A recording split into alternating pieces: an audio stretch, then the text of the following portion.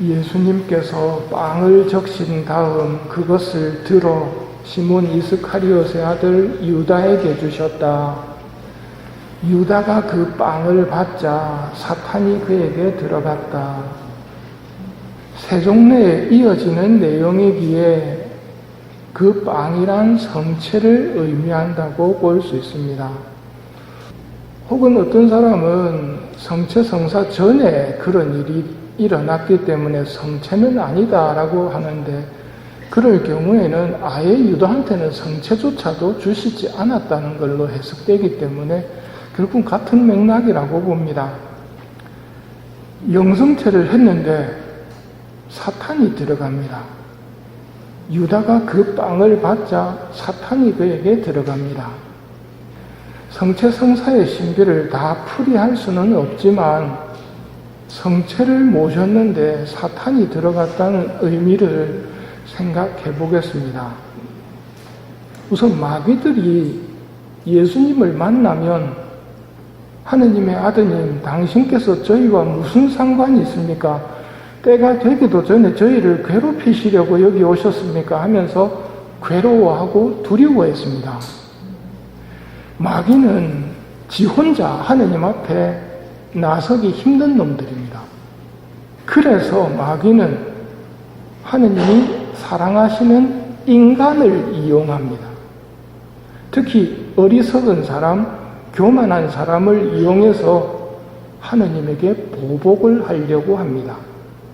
그런데 수호천사를 통해서 하느님의 보호 아래에 있는 인간을 지 맘대로 이용할 수는 없습니다.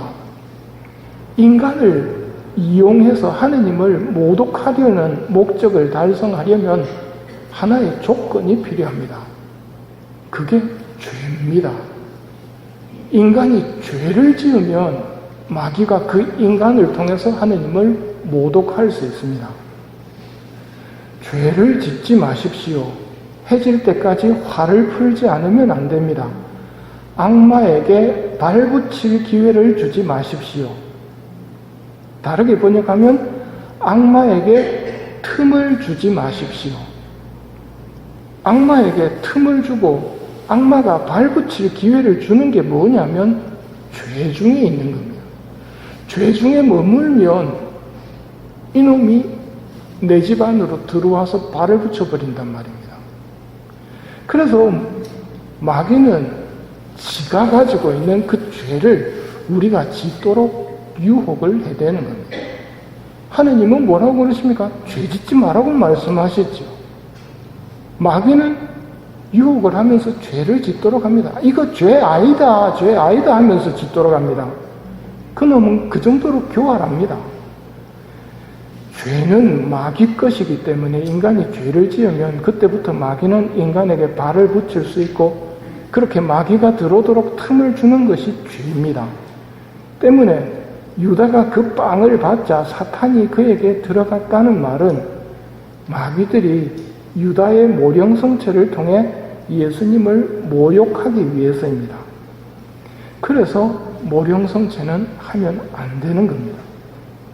싫다, 나는 영성체 하고 싶다 하고 교만하게 영성체 준비가 안 됐는데도 몰라, 나는 할 거야 하면서 교회 가르침 무시하고 영성체를 하러 나오면 어떻게 되겠습니까? 예수님의 순환이 내 안에서 이루어집니다. 예수님께서 마귀로 하여금 채찍질과 가시관으로 뺨을 치고 발로 차면서 예수님을 괴롭혔던 그 순환이 내 몸에서 일어나도록 마귀에게 허락하는 겁니다. 예수님께 꼼짝도 못하던 마귀가 인간을 이용해서 하느님을 모독하는 거라는 말입니다.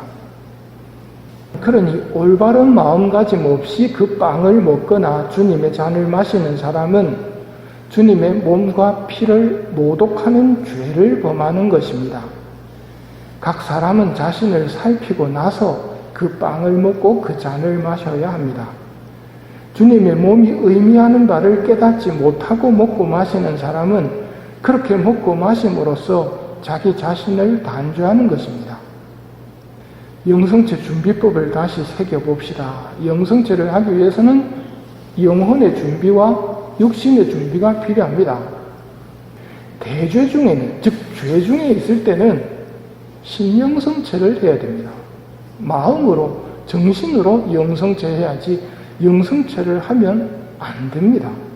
준비가 안 됐는데 영성체를 하는 것은 영성체를 모독하는 것이기 때문에 모영성체, 모령성체가 되는 겁니다. 하느님과 하느님의 말씀인 계명을 정면으로 거부했다면 성체를 영하기 전에 반드시 고해 성사를 통해 하느님과 화해를 해야 합니다.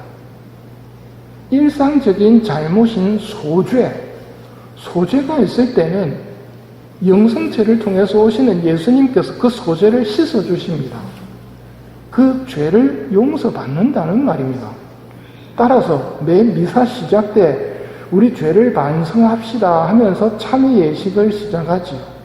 거기에 온전히 참여하고 말씀의 전례를 통해서 선포되는 말씀을 잘 새겨 들으면서 하느님의 뜻을 따라 살려고 다짐하며 미사 참여만 하면 소죄는 용서가 됩니다. 이렇게 죄 없는 상태를 마련하는 것이 영혼의 준비입니다. 몸의 준비는 공복제, 공심제, 이런 준비들이 영성체의 최소한의 요구사항입니다. 우리는 이 최소한의 요구사항을 지킬 게 아니라 더 나아가서 잘 준비를 해야 되겠죠. 어떻게 해야 잘 준비하는 것이겠습니까? 미사에 좀 일찍 와서 미사 전에 자기 자신을 살피며 성찰과 통회의 시간을 가져야 합니다.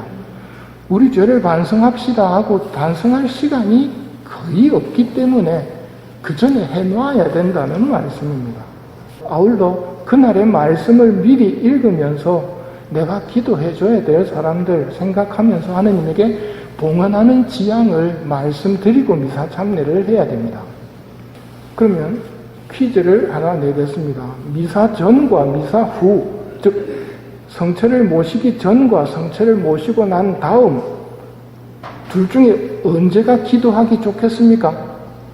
예수님이 오신 다음에 기도하는 게 훨씬 더 좋지 않습니까? 미사 후에가 훨씬 기도하기 좋은 시간입니다.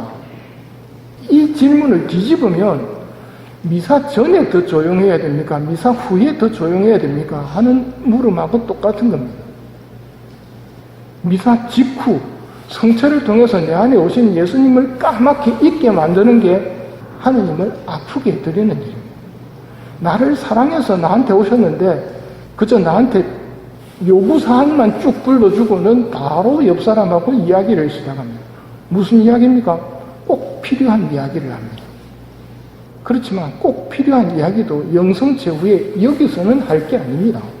특히 남에게 말 거는 사람, 기도하는데 옆에서 말소리 들리게 하는 사람은 정말 남을 죄짓게 하는 죄가 되는지도 모릅니다. 그렇게 하는 사람은 마귀가 들어간 유다의 모습이 될 수도 있다는 걸 생각해 봐야 돼요. 죄를 피하십시오. 나를 너무 좋아해서 나한테 먹히시기까지 하면서 한 몸이 되려고 오시는 예수님입니다. 그렇게 오신 예수님께 집중하고 그분께 귀를 기울이는 것이 영성체를 하는 우리가 해야 할 일이라는 것을 잘 기억했으면 합니다.